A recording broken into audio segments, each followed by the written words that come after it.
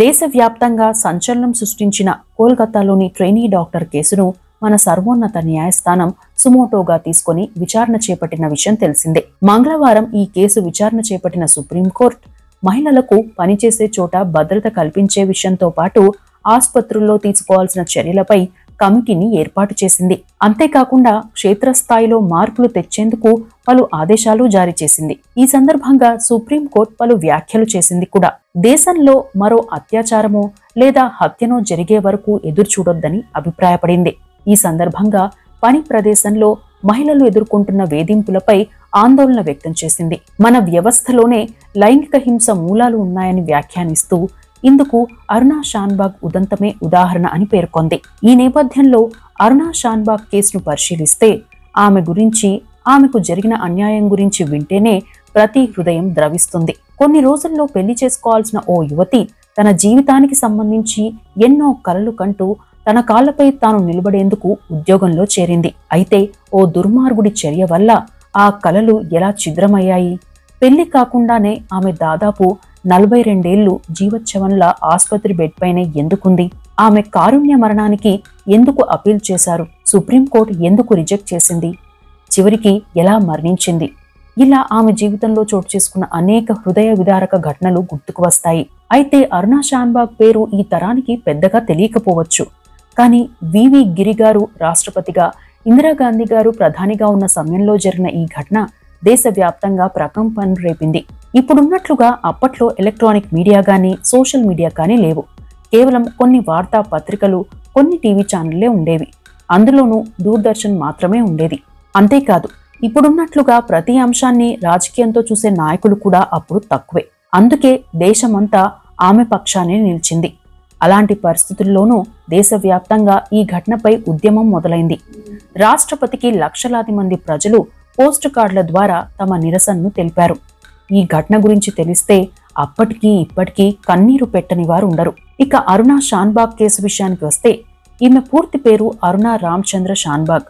కర్ణాటకలోని హల్దీపూర్లో 1948లో పుట్టారు. చిన్నతనం నుండి సేవాభావంతో పలు కార్యక్రమాలు చేసేవారు.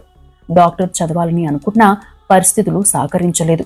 దీంతో ఆసుపత్రుల్లో పేషెంట్లకు సేవ చేసేందుకు ముందుకొచ్చి నర్సింగ్ కోర్స్ చేశారు. ముంబైలోని కింగ్ ఎడ్వర్డ్ మెమోరియల్ హాస్పిటల్ అంటే కేఈఎంలో మైక్రోబయాలజీ చదువుతూ అక్కడి ప్రొఫెసర్ సహకారంతో నర్సింగ్ కోర్స్ పూర్తి చేసి ఆ హాస్పిటల్లోనే నర్సుగా చేరారు. డాక్టర్ సందీప్ సర్దేశాయ్ వద్ద ఆమె విధులు నిర్వహించేవారు.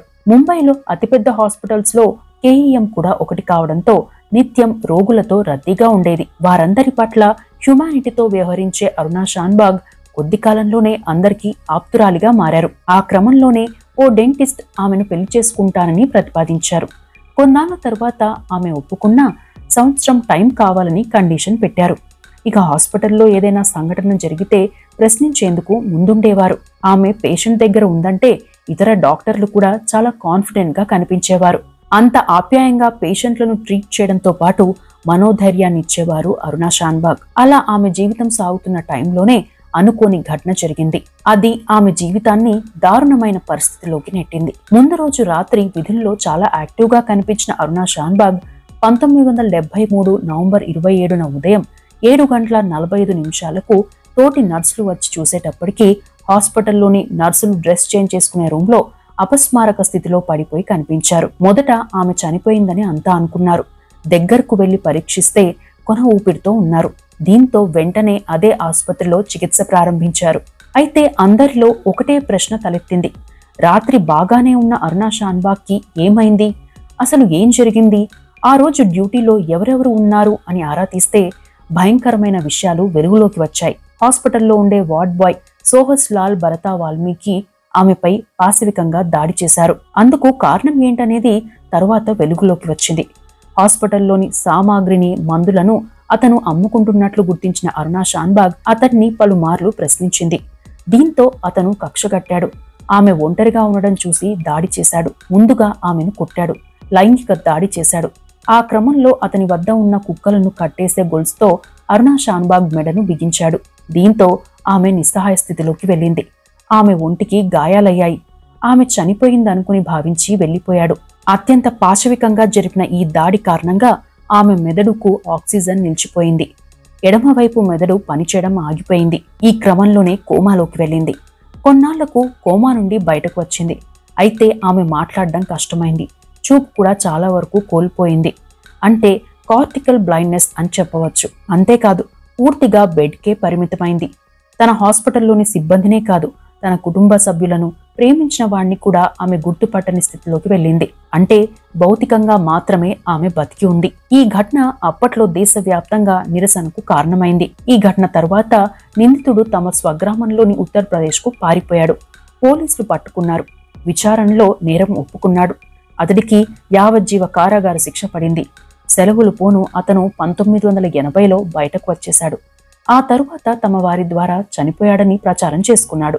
HIV లేదా క్షయవ్యాధితో మరణించాడని హాస్పిటల్కు సమాచారం అందించాడు. అయితే ఓ జర్నలిస్ట్ జ్ఞానేష్ చవాన్ ఈ ఘటనపై ఇన్వెస్టిగేషన్ ప్రారంభించారు.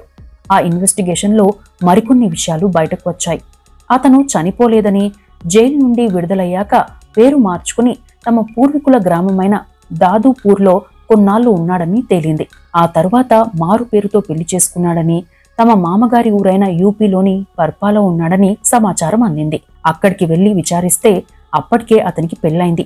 అతను సమీపంలోని ఓ పవర్ ప్లాంట్లో కూలీగా చేస్తున్నాడు. అక్కడికి వెళ్లిన ఆ జర్నలిస్టు అతన్ని కలిశాడు. అరుణా షాన్బాగ్ పై ఎందుకలా దాడి చేశావని మాటల్లో పెట్టి ప్రశ్నించాడు.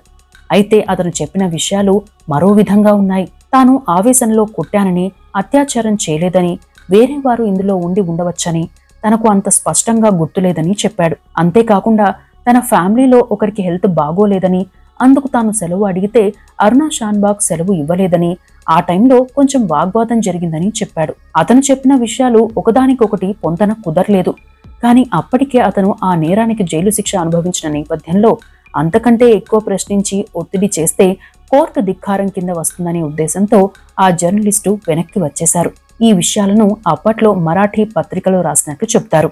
అతను చెప్పిన విషయాలు ఏవైనా కావచ్చు, కానీ అరుణా షాన్బాగ్కి జరిగిన ఘటన పట్ల అప్పట్లో హాస్పిటల్లోని నర్సులు పలు రోజుల పాటు సమ్మె చేశారు. ఆ టైంలోనే అప్పటి బృహత్ ముంబై మున్సిపల్ కార్పొరేషన్ అంటే BMC షాన్బాగ్ని వేరే చోటికి తరలించి చికిత్స చేయించేందుకు 2 సార్లు ప్రతిపాదనలు తెచ్చింది. దీంతో హాస్పిటల్లో మరోసారి ఆందోళన మొదలైంది. చివరికి ఆసుపత్రిలోని స్టాఫ్ అంతా కలిసి తామే అరుణా షాన్బాగ్ను చూసుకుంటామని, ఆమె ఉన్నన్నాళ్లు ఆసుపత్రిలోనే ట్రీట్మెంట్ ఇప్పిస్తామని ప్రకటించారు. ఆమెకు ఆ హాస్పిటల్లోనే ట్రీట్మెంట్ ఇచ్చేవారు.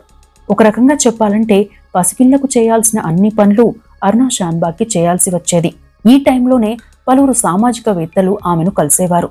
అయితే ఈమె పరిస్థితి చూసి చలించిపోయిన జర్నలిస్ట్ పింకీ విరాని అప్పట్లో సుప్రీంకోర్టుకు ప్రత్యేక విన్నపం చేశారు. 2010 డిసెంబర్ 17న ఆమెకు కారుణ్య మరణం ప్రసాదించారని పిటిషన్ వేశారు. అదే సమయంలో సదరు ఆసుపత్రిలో అరుణా షాన్బాగ్ను చూసుకుంటున్న హాస్పిటల్ స్టాఫ్ మరో పిటిషన్ వేశారు. అరుణా షాన్బాగ్కి జీవించే హక్కు ఉందని ఆ పిటిషన్ సారాంశం. ఈ పిటిషన్లపై సర్వోన్నత న్యాయస్థానం విచారణ జరిపింది. ఆమె ఎదుర్కొంటున్న పరిస్థితిపై బాధ వ్యక్తం చేస్తూనే కారుణ్య మరణానికి అనుమతి ఇవ్వలేమని తేల్చింది. అదే టైంలో షాన్బాగ్ ఆరోగ్య పరిస్థితిపై సదరు హాస్పిటల్ని నివేదిక కోరింది. పరిశీలన కోసం మరో 3 సభ్యులతో కూడిన కమిటీని ఏర్పాటు చేసింది. హాస్పిటల్లో తాము ఆమెకు అవసరమైన అన్ని సౌకర్యాలు కల్పిస్తున్నామని, హాస్పిటల్లోని ప్రతి ఒక్కరూ అరుణా షాన్బాగ్ విషయంలో చాలా కేరింగ్ గా ఉంటారని చెప్పింది ఆసుపత్రి యాజమాన్యం. ఇక సదరు ప్రత్యేక కమిటీ కూడా ఆసుపత్రిలో అరుణా షాన్బాగ్కి కల్పిస్తున్న సౌకర్యాలు, ఆమెను ట్రీట్ చేస్తున్న విధానం బాగానే ఉందని తేల్చింది. ఈ అంశాలపై పూర్తి స్థాయి నివేదిక వచ్చాక 2011 మార్చి 7న సుప్రీంకోర్టు సంచలనాత్మక తీర్పునిచ్చింది. కారుణ్య మరణం విషయంలో పిటిషన్లకు సదరు పేషెంట్కు ఉన్న బంధంపై కొన్ని మార్గదర్శకాలు జారీ చేసింది. తల్లిదండ్రులు, కుటుంబ సభ్యులు అంటే పిల్లలు లేదా జీవిత భాగస్వామి లేదా క్లోజ్ అసోసియేట్స్ మాత్రమే ఇలాంటివి కోరవచ్చని, పింకీ విరానికి వీటితో సంబంధం లేదని, అయితే మానవతా దృక్పథం కోణంలో ఆలోచించిన కారుణ్య మరణానికి అనుమతించబోమని, ఆమెకు జీవించే హక్కు ఉందని ల్యాండ్ మార్క్ జడ్జిమెంట్ ఇచ్చింది. ఈ తీర్పుపై అప్పట్లో దేశవ్యాప్తంగా ఉన్న వైద్య సిబ్బంది, నర్సులు, డాక్టర్లు సానుకూలత వ్యక్తం చేశారు. ఓవైపు ఆమెకు జరిగిన ఘటనకు బాధపడుతూనే ఆమె తమ కళ్ళెదుటే ఉండే అవకాశం ఉందనే అభిప్రాయాన్ని వెల్లబుచ్చారు. ఆ తర్వాత కూడా ఈ అంశంపై పలు పిటిషన్లు దాఖలయ్యాయి. వాటిని కొట్టేసి సుప్రీంకోర్టు పలు కేసుల్లో ఈ అంశాన్ని రిఫరెన్స్ గా తీసుకుంటూ వస్తోంది. అయితే దాదాపు 4 దశాబ్దాల పాటు అంటే 42 పాటు జీవోత్సవంలా గడిపిన ఆమెకు మే 2015లో అనారోగ్యం తలెత్తింది. పరీక్షలు చేసి ఆమెకు న్యూమోనియా ఉన్నట్లు తేల్చారు. చికిత్స పొందుతూ 2015 మే 18న కన్నుమూశారు. మరణించే నాటికి అరుణా షాన్బాగ్ వయస్సు 68 సంవత్సరాలు. అలా అరుణా షాన్బాగ్ శాశ్వతంగా ఈ లోకాన్ని వీడారు. అయితే అరుణా షాన్బాగ్ కేసు దేశవ్యాప్తంగా అనేక మార్పులకు శ్రీకారం చుట్టింది. ఆసుపత్రుల్లో, పని ప్రదేశాల్లో మహిళా సిబ్బంది రక్షణకు సుప్రీంకోర్టు ఆదేశాలతో పలు సంస్థలు ప్రత్యేక చర్యలు ప్రారంభించాయి. అరుణా షాన్బాగ్ కి సంబంధించి పలు నాటకాలు, పుస్తకాలు, సినిమాలు వచ్చాయి. వీటిలో కొన్ని ఫిక్షన్ నావెల్స్ కూడా ఉన్నాయి. 1994-95లో కథా అరుణాజీ పేరుతో మరాఠీ నాటకం వచ్చింది. అప్పట్లో ప్రతి నర్సింగ్ కాలేజ్లో దీన్ని ప్రదర్శించారు. ప్రముఖ నవలా రచయిత హర్కిషన్ మెహతా ఈ కేసు ఆధారంగా జడ్ చేతన్ పేరుతో గుజరాతీలో ఈ నవలను రాశారు. 2014లో మలయాళంలో మారం పెయ్యుంబోల్ పేరుతో సినిమా వచ్చింది. సోనీ టీవీలో క్రైమ్ పెట్రోల్ సిరీస్ లోనూ అరుణా షాన్బాగ్ కి సంబంధించిన స్టోరీ వచ్చింది. ఇక 2020లో హిందీలో కసక్ పేరుతో ఉల్లు వెబ్ సిరీస్ కూడా వచ్చింది. మొత్తంగా చూస్తే తన జీవితానికి సంబంధించి అనేక కలలు కన్న ఆ యువతి ఓ దుర్మార్గుడి చర్య వల్ల జీవోత్సవంలా మారి జీవితాన్ని వదిలేసుకుంది. ఆ దుర్మార్గుడికి ఎన్ని శిక్షలు వేసినా ఆ అమ్మాయిని తీసుకురాలేం, ఆ అన్యాయాన్ని పూడ్చలేం. కానీ అలాంటివి జరగకుండా జాగ్రత్తలు తీసుకోవడంతో పాటు అలా చేసిన వారికి ఊహించడానికే భయంకరమైన శిక్షలు వేస్తే దుర్మార్గులకు అలాంటి ఆలోచనలు రాకుండా ఉంటాయి.